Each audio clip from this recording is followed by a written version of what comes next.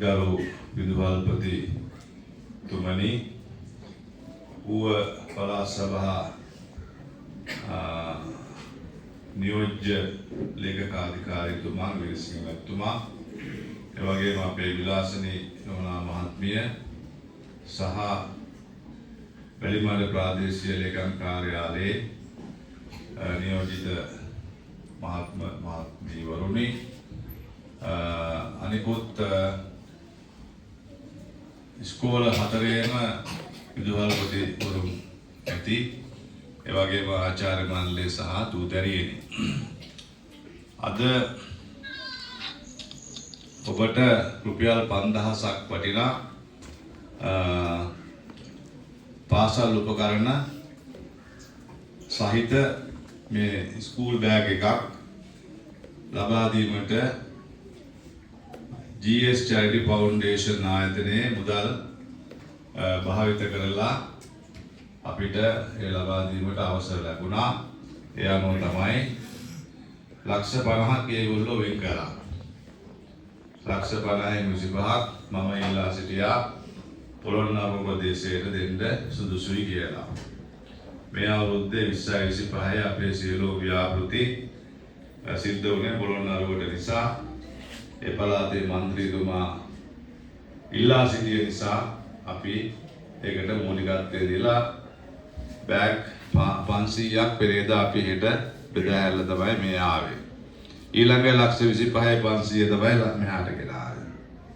දැන් අද උදේ කොටසක් දුන්නා. දැන් 240ක් අද මේ ස්ථානයේ ඔබට ලබා දෙනවා. GS Charity Foundation ආයතනය ලබන අවුරුද්දේ ඌව පළාතට තමයි සේවය කරන්නේ. මේ අවුරුද්දේ පොළොන්නරුවට වතුර ෆිල්ටර් හැදුවා. දුප්පත්මිය සුන්ද 35000 ගානේ ලබා දුන්නා. ඩයලයිසිස් මැෂින් ලබා දුන්නා. ඊළඟට දැන් මේ පොත් ලක්ෂ 25ක පොත්පත් ලබා දුන්නා. ඊළඟ අවුරුද්දේ සියල්ලම ඌව පළාතට බදුල් උන්නායෝ දිස්ත්‍රික්කයට ලබා දෙනවා. ඉතින් ඒ නිසා අපිට සන්තෝෂ වෙන්න පුළුවන්. GS Charity Foundation ආයතනයේ ලොකු සේවයක් ඌව පළාතට මේ අවුරුද්දේ 2026 කිරීමට නියමිතයි. ඒ ආයතනයේ බෞද්ධ සංවිධානයක්. බෞද්ධ සංවිධානයක් හැටියට ඒගොල්ලෝ ධනය බෞද්ධ සංකල්ප වලට අනුව අනිත් අයට උදව් සඳහා පරිත්‍යාග කරනවා. ඒ අයිති මහත්මයා දැන් වයසක එක්කෙනෙක්, ලෝකේ ඉන්න හොඳ විශාල කෝටිපතියෙක්. එයා ඒ ධනය පරලෝකයට ගෙනියන්න ලෑස්ති වෙන්නේ. Taman ජීවිතේ පුරා එකතු කරගත්ත ධනය මැල්ලේ යනකොට පරලෝකයට අරගෙන යන්න තමයි මේ දෙන්නේ. ගෙදර කොට ගහලා තිබ්බොත් වෙන අය ගන්නවා. දරුවෝ එහෙම නෑ එතුමාට. ඒ නිසා එයා ලංකාව තෝරගත්තා. ඒ ධනය ලංකාවට තමයි එවන්නේ. ඉතින් ලංකාවේ දුප්පත් අයට, නැති බැරි අයට ලබා දීමට තමයි ඒගොල්ලන්ගේ බලාපොරොත්තු. ඒ අනුව තමයි අපි ව්‍යාපෘති දෙකක් දැන් බාර අරගෙන ඒ අනුව මුදල් ලබා දෙමින් පවතින. ඉතින් අර බෞද්ධ සංකල්ප අනුව දානය කියන එක ලොකු එකක්. දාන පාරමිතාව කියලා හිතුවත් අපි පුරනවා. මහායාන ක්‍රමයට ඒගොල්ලෝ බෝසත්වරු අනිත් අයට උදව් කිරීම තමයි බෝසත්වරයාගේ මූලිකම අරමුණ. පරත්තම් පටිපඤ්චත කියලා පරාර්ථ සේවය තමයි බෝසත්වරයෙකුගේ එකම අදිෂ්ඨානය. ඒ අනුව ඒ අය බෝසත්වරු වගේ තමයි මටත් පේන්නේ. බෝධිසත්ව ගුණධර්ම පුරන බෝසත්වරු වගේ තමයි මේ මිනිස්සු තමන් දුක් මහන්සියලා උපයාගත්ත ධනය අනිත් කෙනාගේ යහපත වෙනස පරිත්‍යාග කරන එක මේ ලේසි පාසු වැඩක් නෙමෙයි. බුදුහාරෝ දේශනා කළේ දානං යුද්ධ සමං කියලා. දන් දෙන එක යුද්ධයක් වගේ කියලා. ඒ තමන්ගේ හිතත් එක්ක සටන් කරන්න ඕන. ලෝභය, ද්වේෂය, මෝහයත් එක්ක සටන් කරන එක යුද්ධයක් වගේ. තමන්ගේ දෙයක් අනුන්ට දෙන එක ලේසි පාසු දෙයක් නෙමෙයි. ඒ අනුව ඒ බෞද්ධ අදහසට අනුව තමයි ඒගොල්ලෝ මේ පරිත්‍යාගයන් අපිට ලබා දෙන්නේ.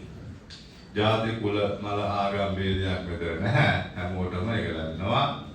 ළමයින්ගේ යුතුයකම තමයි ඒවා නැති නාස්ති කරන්න හොඳ නැහැ. නිකන් හම්බුනායි කියලා ඒවා නැති නාස්ති නොකොට එයාට පින් ලැබෙන විදිහට ඒක මෙතන පොත්පත් පැන්සල් ඇතුලේ තියෙන ඔක්කොම 5000ක් රුපියල් 3000ක විතර වටිනා බඩු මුට්ටු ඇතුලේ තියෙනවා. බෑග් එකත් එක තමයි 5000ක් හැදෙන්නේ. ඉතින් ඒවා මේ වෙලාවේ අපිට ලැබිච්ච ආශිර්වාදයක් කියලා හිතාගෙන ඒකෙන් ශක්තිමත් වෙලා තමන්ගේ අධ්‍යාපනයේ දියුණුව සකස් කරගන්න කියලා ඉල්ලා සිටිනවා. උපබලා සභාවේ මේ පිරිස අපිට ලබා දෙන සහයෝගය අගය කරනවා. ඉස්සෙල්ලාම ඇත්තටම කිව්වේ රුපියල් 5000 ගානේ බෙදන්න කියලා. ලක්ෂ 50. පස්සේ ඉතින් බලනකොට ඒක අමාරු දෙයක්. පවුල් කීයකට කියලා දෙන්නද? එතකොට මේ පවුල් 1000කට දෙන්න 500කට දුන්නා තව 10000ක් විතර ඇවිල්ලා කණ්ඩු කරනවා. එපා තමයි මේ යෝජනා කළේ අපි ඉස්කෝලේ ටිකක් තෝරගෙන විපදලපත් වෙච්ච ළමයින්ට බෑග් ටිකක් දෙමු කියලා. ඒක ඊට වඩා අපිට අමාරු වුණා. ඒ බඩු බෙදලා මේවා පැක් කරන්න වර දවස් 3ක් විතර මේ ඉන්න කට්ටියත් එක්ක දාම් පාසලේ ළමයි දාගෙන මේවා පැක් කරන්න සෑහෙන මහන්සියක් දැරුවා. ඊට පස්සේ මේක දැන් මෙහාට ගේන්න ඕනේ. කඳුරේ යන්න බෑ. සමහරව කන්ටේනර් එකක දාගෙන ගියොත් ලාභයි ඕම ඔක්කොම. කන්ටේනර් එක ගන්න මගේ දියර තමයි එන්නේ මේ පාරවල. පස්සේ අපි මහත්තයෙක් ඉදිරියට වෙලා තමයි මේ වාහන ලොරි මේ බස් දෙකක ආවා. එක බස් එකක් පොළොන්නරුවෙන් හිස්කල් ඇරියා. අනිත් බස් එක තමයි මෙහාට ආවේ 500. ඉතින් අර සල්ලි ගෙනල්ලා දීලා ගියාම ඉවරයි ඒක. හරි ලේසි. සාතිරේ කාලදරයක් අපිට උනා ඒත් අපි සන්තෝෂ වෙනවා අපේ රටේ දූ දරුවක් වෙනුවෙන් මේ විදිහට අපිට උදව්වක් ඒ අය විපදලපත් වෙලා උදව්ව අවශ්‍ය වෙලාවෙ උදව්වක් කරන්න ලැබුණා කියලා අපි ගොඩාක් සන්තෝෂෙටපත් වෙනවා. දැන් අද මට විශ්වවිද්‍යාලේ උගන්වන්න තියෙන දවස් ලෙක්චර්ස් 6ක් තියෙනවා. ගහරුවද නේද? ලෙක්චර්ස් 6ක් තියෙනවා කොළඹ විශ්වවිද්‍යාලේ උගන්වන්න. ඒකත් අතහැරලා දාලා මම මේ ඇවිල්ලා ඉන්නේ. මමත් මේකට සන්තෝෂයි ඇත්තට මේගොල්ලන්ගේ පරිත්‍යාග සීටි වැඩ. මම හරහා සිදුවීම මට ලොකු ගෞරවයක්. විශ්වාසයෙන් මේවා කරන්නේ. ඒ නිසා මමත් ඒක හැඟීමකින් තමයි